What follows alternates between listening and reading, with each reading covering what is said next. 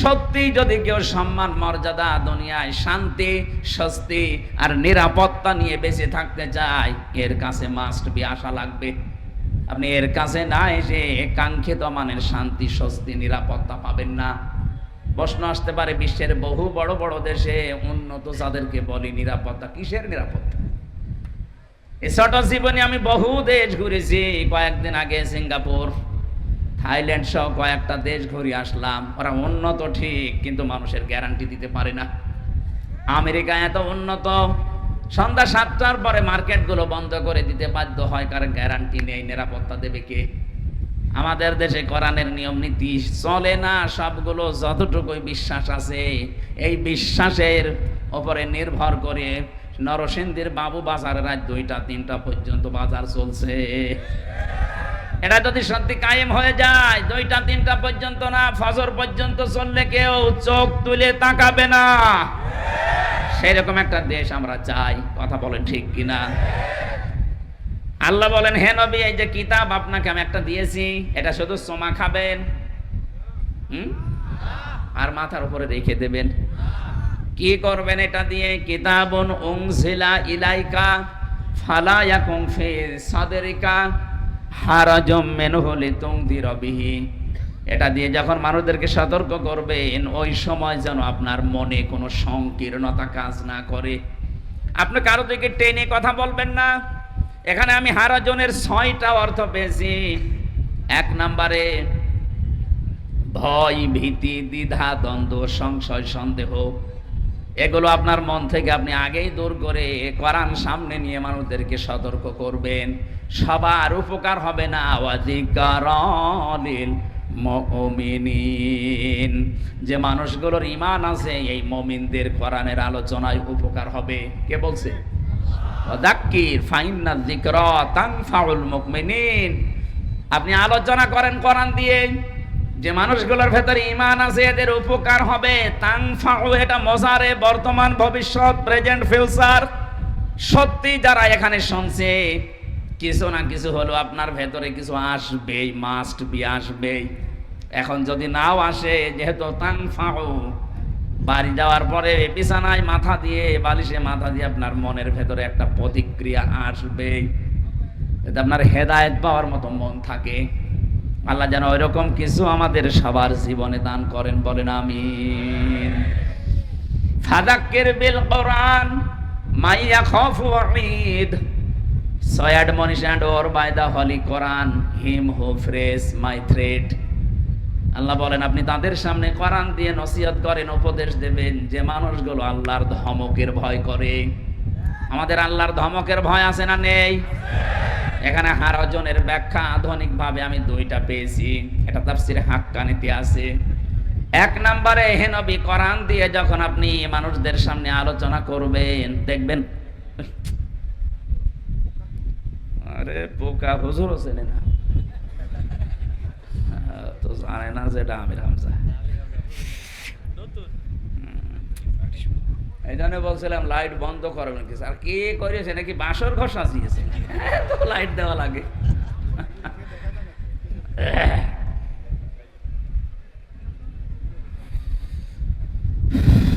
ধামরাই বাসে আমরা প্রথম ব্যাখ্যা কি বললাম? কোরআন যারা শুনতে আসে, আপনার সামনে এমন মানুষ বসে আছে, কোরআনের কথা বক্তব্য শোনার পরে ওরা না রাগ করতে পারে। এরকম মানুষ দেশে নেই? এই 15.5 বছর আরো বেশি ছিল। যেটা বোঝাতে চাই কোরআন দিয়ে, সেইটাই ওর বিরুদ্ধে যায়। একবার খুলনায় গিয়েছিলাম, রূপসা থানা সম্ভবত সভাপতি উনি, ওই থানার যারা পালিয়েছে ওই দলের সভাপতি। আমারে বলছে, হুজুর, এখানে বিভিন্ন রাজনৈতিক দলের লোকজন আছে, আপনি সাংসারিক জীবনে কেন গন্ডগোল হয় এইটা বলেন। ঠিক আছে। এখন স্বামী স্ত্রীর গন্ডগোল হয় 5টা কারণে, আর এটা মেটাতে হয় 5 কারণ দিয়ে। কোরআনে কারিমের সূরা নিসার 34-35 নম্বর আয়াতে আল্লাহ ব্যাখ্যা দিয়েছেন। আমি একেবারে লাইন আকারে বলতে আরম্ভ করলাম।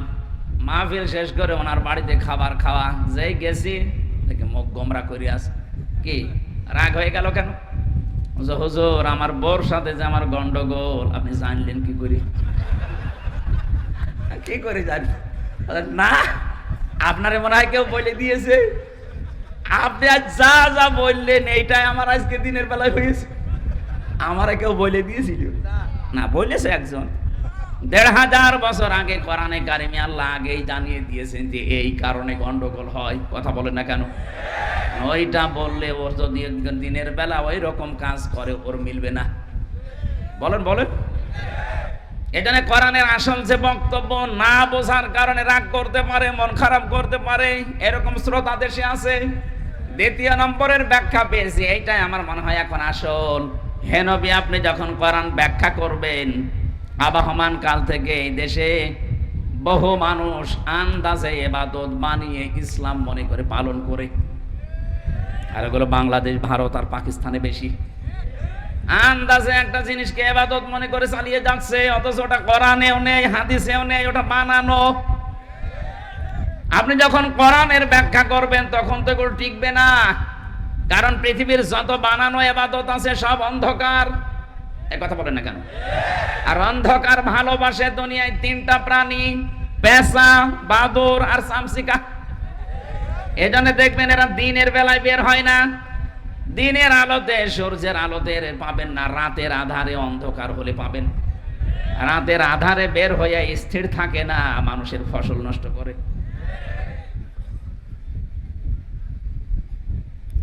না বসতে পারলে দরকার একটা চেয়ার দেন।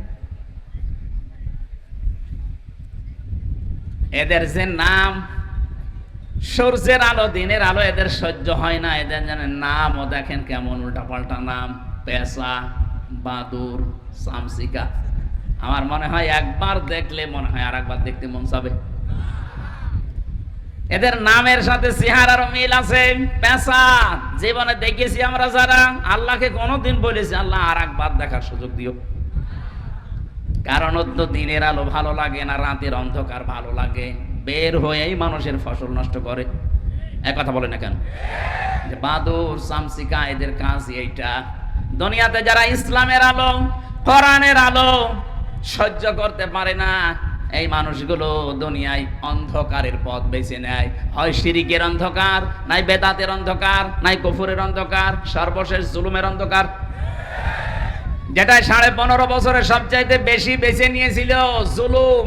এটাতে কত বড় অন্ধকার। আর জুলমু জুলুমাতুন ইয়াউমাল কিয়ামাহ, নবীজি বলেন কিয়ামতে জুলুম অন্ধকার হয়ে দেখা দেবে, নিজের শরীরের পশম পর্যন্ত তুই দেখতে পাবি না। এই জন্য 15.5 বছরে যারা এই কাজ করে গেলেন, আপনার জীবনের দুনিয়া শেষ করে ফেলেছেন। আপনি যদি বলেন না আমি ওর সাথে ছিলাম না, আমি শুধু সহযোগিতায় ছিলাম, আপনার জীবন ধ্বংস। বিশ্বনবী জানিয়েছেন, কেউ যদি জানা শোনার পরে এই সিদ্ধান্ত নিয়ে কাজ করে যে লোকটা জালেম, আপনি জানেন, এরপরও তাকে সাপোর্ট করেন, তাকে সমর্থন করেন, তার সাথে থাকেন, নবীজি বলেন ও যেন আমার উম্মত থেকে বের হয়ে গেল। আপনি নবীর উম্মতই নেই, সুপারিশ পাওয়া আপনার জন্য অবান্তর, আপনি আশাও করতে পারেন না। জালেমদের দুনিয়াও শেষ, আখিরাতও শেষ। হ্যাঁ, ওদের একটা পদ্ধতি এখন বাকি আছে। এই 15.5 বছরে যারা জুলুম করেছেন, যে যেই ধরনের জুলুমে ছিলেন, যে যে ধরনের অত্যাচার করেছেন, ওই অত্যাচার যার উপরে করা হয়েছে, জুলুম যার উপরে করা হয়েছে, আপনি আগে তার কাছে যাবেন, তার কাছে মাফ চাবেন, তার ক্ষতিপূরণ দেবেন, এরপরে আস্তাগফিরুল্লাহ পড়বেন, এরপরে মাফ হবে। আমরা অনেকে মনে করছি যাই করলাম, এখন একবার আস্তাগফিরুল্লাহ পড়ে নিয়ে ওসির মতো হবে। বলুন হবে না কেন? এবার একটা হাদিস বলছি, এদিকে তাকান। একটা যুবতী মেয়ে এসে বলে, হে রাসূল, আমি জিনা করেছি, গর্ভবতী হয়ে গেছি, দয়া করে আপনি আমার উপরে হদ জারি করেন, আমাকে মুক্ত করেন এই পাপ থেকে। কারণ আমি জানি কোরআনে কারিমে আছে 3টি অপরাধের শাস্তি আল্লাহ ডবল করে দেবে। কয়টা? আরো জোরে বলেন। সূরা ফুরকানের 68 নম্বর আয়াতে আছে, ওয়াল্লাযীনা লা ইয়াদউনা মা'আল্লাহি ইলাহান আখারা, এই দুনিয়ায় যারা আল্লাহর সাথে অন্য কাউকে ডাকে তাদের শাস্তি হবে ডবল। এ বাংলাদেশে বহু জেলাতে এখন হচ্ছে আল্লাহর নামে জিকির করার পাশাপাশি কিছুক্ষণ পরে দেখবেন ইয়ালি বাবা, কেল্লা বাবা, ফতে বাবা, এই কথা বলছেন। এখানে আপনি আলেমদের জিজ্ঞাসা করেন, মাআল্লাহ, আল্লাহর সাথে ইলাহান আখারা, অন্য কোন ইলাহাকে যদি কেউ ডাকে তার শাস্তি হবে কয়টা? Double double. বলেন বলেন। দ্বিতীয় নম্বরটা আমাদের দেশের সাথে মিলে যাবে, এজন্য এটা আমার মনে হয় না বলাই ভালো। এখন তার কোনো ভয় নেই। আগে যদি বলতো হুজুর এটা বলবেন না, বলতাম ঠিক আছে আল্লাহুম্মা আমিন। এখন তার আল্লাহুম্মা আমিন নেই। আল্লাহ পাক বলেন, ওয়ালা ইয়াকতুলুনান নাফসাল্লাতী হারামাল্লাহু ইল্লা বিল হক। আল্লাহ কর্তৃক নিষিদ্ধ এইরকম কোন মানুষকে, কোন জীবকে, কোন মানুষ যদি দুনিয়াতে কোন ইনসানকে হত্যা করে, এই মানুষের শাস্তি হবে ডবল। আগস্টের 5 তারিখের আগ পর্যন্ত এই দেশে বিনা কারণে, আপনার কারণে 3732 জন মানুষ মারা গেল। সরকারি জরিপ। এই কথা বলেন না কেন? আপনি এ দায় এড়াতে পারেন না, এই জন্যই তো আপনার নামে গণহত্যার মামলা হয়েছে। এটা মিথ্যা না। আমরা যারা 15.5 বছরের জেল জুলুম অত্যাচারের শিকার ছিলাম, পুরাটাই মিথ্যা। আমি যে 3 বছর জেলে ছিলাম, পুরাটাই মিথ্যার উপরে। কারণ কিছুদিন আগে আমার মামলা সব আদালত কর্তৃক খারিজ হয়ে গেছে। জজ সাহেব এটা হাতে নিয়ে আমার মামলার ফাইল নিয়ে বলছে, আমি কি দেখে বিচার করব, এর ভেতরে কোনো মাল নেই, যা সব আমি খালাস দিয়ে দিলাম। তার মানে আমি যে নির্দোষ, যে মামলা আমাকে দিয়েছিল এর সাথে আমার কোনো সম্পর্ক নেই, এটা আদালত কর্তৃক প্রমাণিত। একটা নির্দোষ মানুষকে আপনি 2টা মামলা দিয়ে 3টা বছর জেলে রাখলেন, আপনার নামে মামলা হয়েছে 165টা। এক কথা বলছেন না? এক একটা মামলায় যদি 1.5 বছর করে হয়, 165টা মামলা, আপনি মোবাইলে একটু হিসাব করেন কত বছর আপনাকে অন্তত বৈধভাবে জেলে থাকা লাগবে। এরপরও যদি আপনি উস্কানি দেন যে আমি চট করে ঢুকে পড়বো, আসেন। এই দেশের মানুষ এখন আর আগস্টের 5 তারিখের আগে নেই।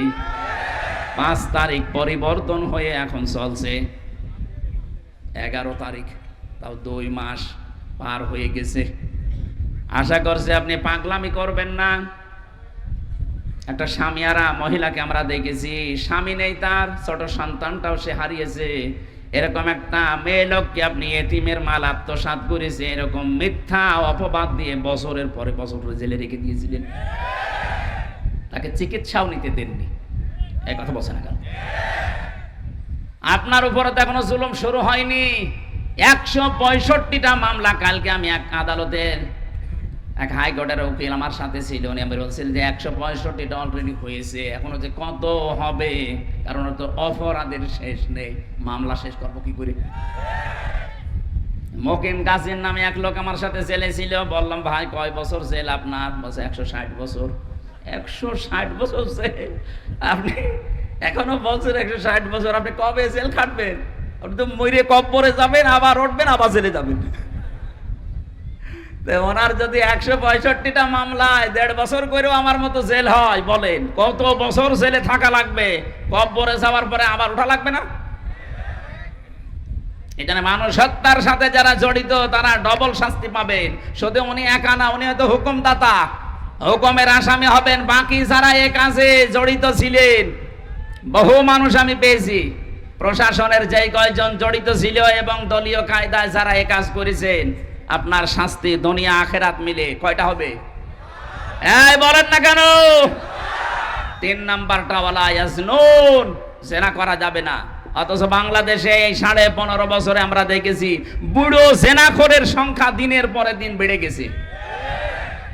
শরীর চলে না তাদের, নাকি রাত 12টা 2টা পর্যন্ত বিভিন্ন মানুষ ঘুম পাড়িয়ে বাড়ি যেত। বলেন নাউজুবিল্লাহ। এদের অবশ্যই হাতের জেনা, মুখের জেনা, লজ্জা স্থানের জেনা, তারপরে বাকি আমি বললাম না। এই কথা বলছেন না কেন? জেনা করলে শাস্তি দুনিয়া আখেরাতে কয়টা? এই মেয়েটা এসে বলেছেন, হে নবী, আমি জেনা করেছি, আমি জানি ডবল শাস্তি দুনিয়া আখেরাতে আমার হবে, আপনি দয়া করে আমার বিচারটা করে আমাকে মুক্ত করে দেন, কিয়ামতে যেন এই বিচার আল্লাহ ডবল করে না করে। নবীজি বললেন, ঠিক আছে, বাড়ি যাও, সন্তানটাকে খালাস হোক। মেয়েটা যখন সন্তান নিয়ে এসেছে, নবীজি বললেন না এখনই বিচার করা যাবে না, আগে তোমার বাচ্চাটা খাবার খাওয়া শিখবে। তোমার স্তনের দুধ তার অধিকার আছে 2 বছর।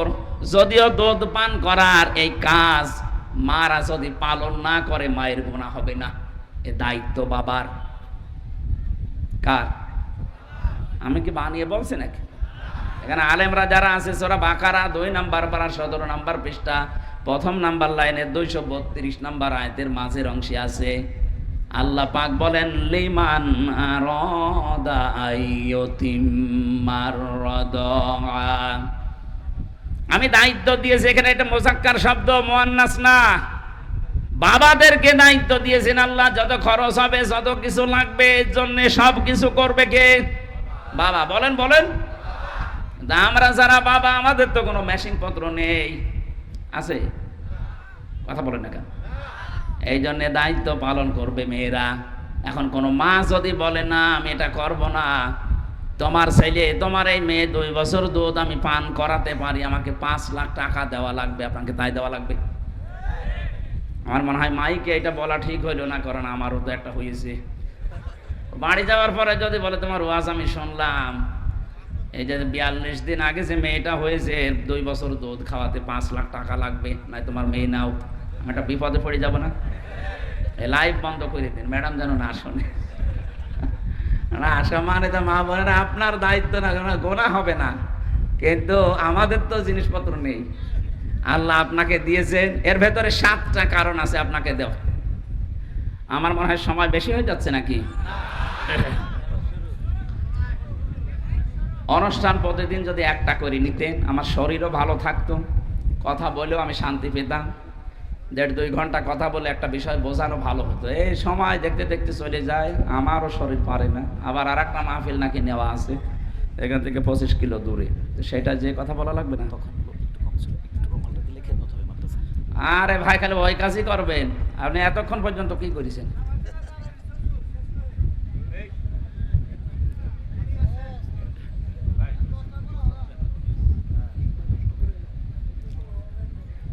ধামরায় বাসে আমি ব্যাখ্যার দিকে গেলাম না, বাদ দিয়ে দিলাম। আল্লাহ রাব্বুল আলামিন জানিয়েছেন পৃথিবীর মেয়েরা 2 বছর দুধ পান করাও।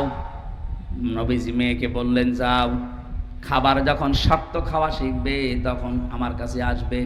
এসেছে ওই মেয়েটা, ওই ছেলেটাকে আল্লাহর নবী একজন সাহাবীর আন্ডারে দিয়ে বললেন এই মেয়েটিকে মাটির ভেতরে গেড়ে দাও, পাথর নিক্ষেপ করা আরম্ভ করো। চারিদিক থেকে যখন পাথর নিক্ষেপ চলছে, এই ওর কি রূপ বেরিয়েছে? ওদিকে তাকাচ্ছেন মানে? একটা গুরুত্বপূর্ণ পয়েন্ট বলছে, আপনি কোন দিকে তাকিয়েছেন? এদিকে তাকান। শেষ পর্যন্ত নবীজি বললেন পাথর নিক্ষেপ করা আরম্ভ করো। চারিদিক থেকে যখন পাথর চলছিল, হযরতে আবু সাঈদ খুদরি, 2 জনের নাম আমি পেয়েছি, অথবা খালিদ ইবনে ওয়ালিদ, তিনি বলেন আমি এত জোরে একটা পাথর নিক্ষেপ করলাম, মেয়েটার নাকের উপরে লেগে ফিনকি দিয়ে রক্ত আমার শরীরে লেগে গেছে। আমি ভর্ৎসনা দিলাম, বরদোয়া দিলাম, ঘৃণা ছড়ালাম যে কি এরকম নাপাক মহিলার রক্ত আমার শরীরে লাগলো। নবীজির কানে কথাটা যাবার পরে নবীজি বললেন থামো, এই কথা বলবা না। এই মহিলার যে অনুশোচনা, এর যে তাওবা, এই যে কাজ করলো তাওবার জন্য, এটা আল্লাহর দরবারে এত বেশি পছন্দ হয়েছে। জিবরাইল আমাকে জানিয়েছে কোন জালেম যদি এইভাবে তাওবা করতে পারে আল্লাহ তাকেও মাফ করে দেবে।